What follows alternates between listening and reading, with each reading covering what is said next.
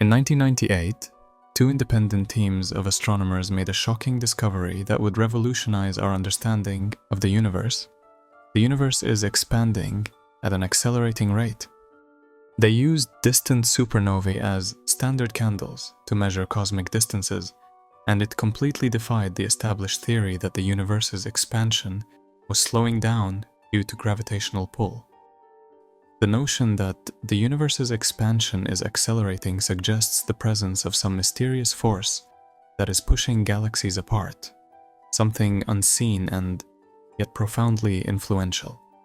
This mysterious force was dubbed dark energy. So, how can we actually grasp something when we lack the concept of what we are trying to understand? This is Immanuel Kant, and in 1781, he pulled the ultimate reality check.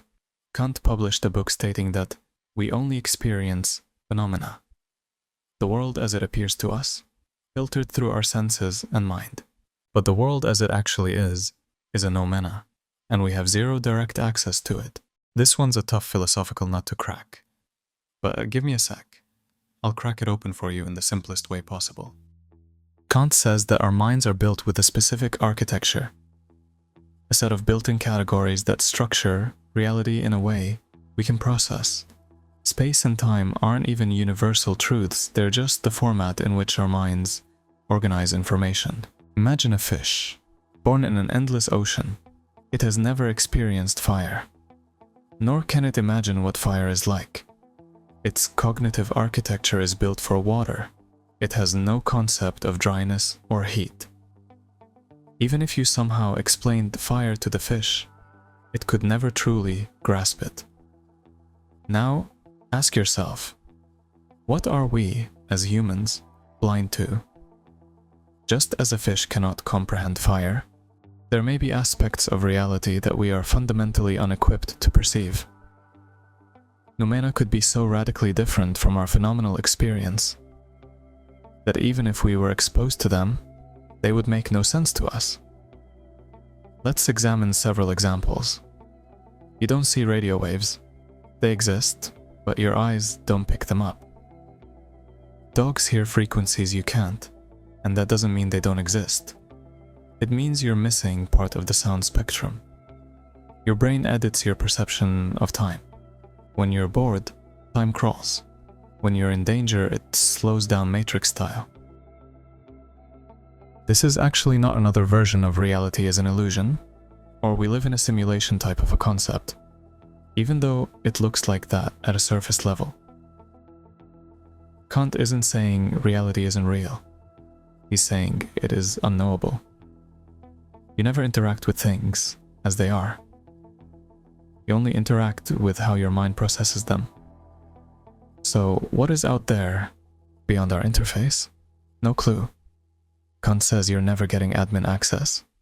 The noumenal world is the raw version of reality, but you are permanently locked out. Kant suggests that your mind isn't a camera, it's an editor.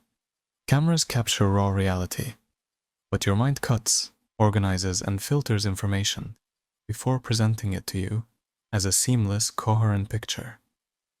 Ever watched a documentary and thought, wow, this is so well put together?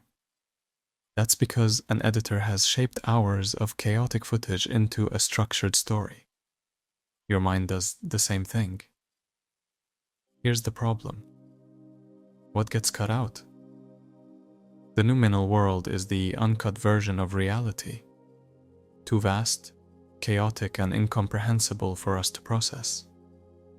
So our mind trims it down into something usable. Your eyes don't actually see everything. Your brain picks and chooses what's important. Your memory doesn't store raw reality. It reconstructs it. Your emotions color your experiences, shaping how you remember them. Reality isn't lying to you. It's just being heavily curated by your own cognition. Kant's message is that we're stuck in a perceptual bubble, mistaking our structured experience for objective truth.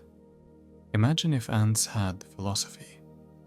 Their entire reality is shaped by scent trails and vibrations. They don't perceive the vastness of the Milky Way or grasp the concept of a novel. They build colonies under concert halls, oblivious to the symphonies vibrating through the ground. Yet, those things exist. Now, imagine humans are just as blind, except our limitation isn't pheromones, it's our senses and cognition.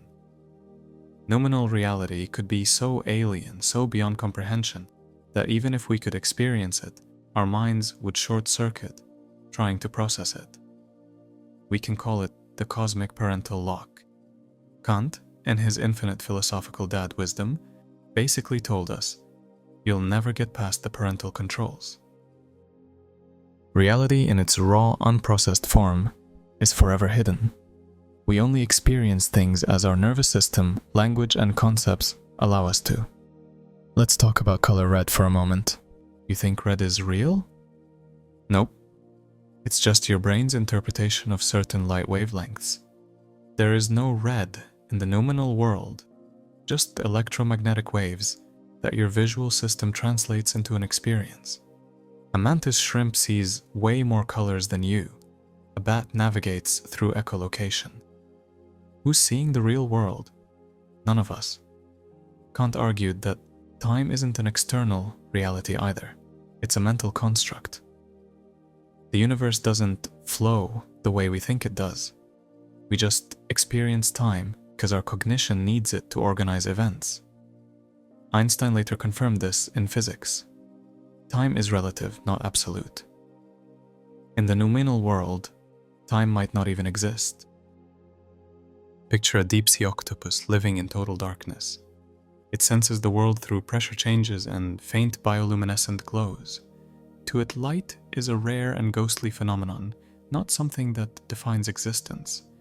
Then, one day, it's pulled toward the surface. Suddenly there's warmth, an explosion of color, an entirely new force, gravity, pressing against it. If it somehow survived and returned to the abyss, how would it describe the sun? Would the others call it delusional? Now ask yourself, what if we are just like that octopus? What if there are dimensions of reality that we simply cannot access because our cognition is structured in a limited way? Noumenal reality could be timeless, spaceless, or structured in ways that make no sense to us. Ever had an argument where two people remember the same event completely differently? That's because they experienced different phenomenal realities. It's not that one of them is lying, usually. It's that memory isn't a recording, it's a reconstruction. Your mind fills in gaps. It changes details. It makes things make sense to you. So, next time you're absolutely sure of something, ask yourself, am I sure, or is my brain just serving me its best guess? Kant doesn't say this to depress you. He's not some cosmic prankster laughing at us for thinking we know things. What he's saying is humbling. The world is so much bigger than we think.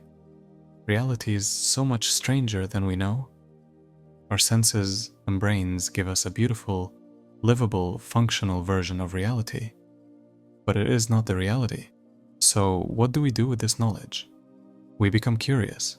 We stop assuming we know everything. We recognize the limits of human cognition.